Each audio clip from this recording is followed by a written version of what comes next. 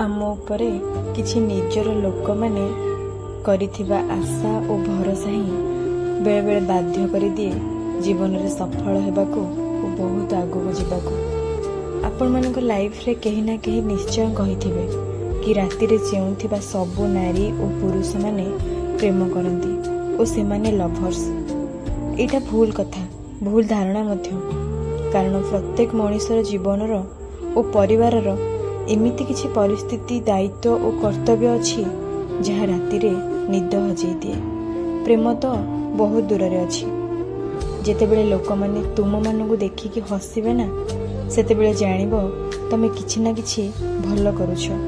ଏଇଟା ମନରେ ରଖ କି ଯେବେ ଲୋକ ତୁମ ଉପରେ ହସିବା ଷ୍ଟାର୍ଟ କରିବେ, ତମେ ଭାବି ନେବ କି ସଫଳତାର ସିଢ଼ି ଚଢ଼ିଗଲଣି, ଖାଲି ଆଚିଭମେଣ୍ଟ କରିବାଟା ବାକି ଅଛି। ଜୀବନରେ ଅନେକ ଲୋକ କିଛି ନା କିଛି କହିବେ, ହୁଏତ କିଏ ଭଲ କଥା କହିବେ ନଚେତ୍ ଖରାପ କଥା କହିବେ, ହେଲେ ତୁମେ ବାସ୍ ଚୁପ୍ ରୁହ, ଦେଖିବ ସବୁବେଳେ ଖୁସିରେ ରହିବ।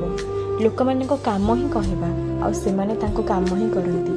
ଆଉ ଆମେ ଯଦି ଲୋକମାନଙ୍କ କଥା ଶୁଣିକି ନିଜର ଚିନ୍ତାଧାରା ଆଉ କର୍ତ୍ତବ୍ୟ କରିବାଟା ଭୁଲିଯିବା ନା, ତାହେଲେ ସେଇଟା ଆମର ଭୁଲ ହେବ।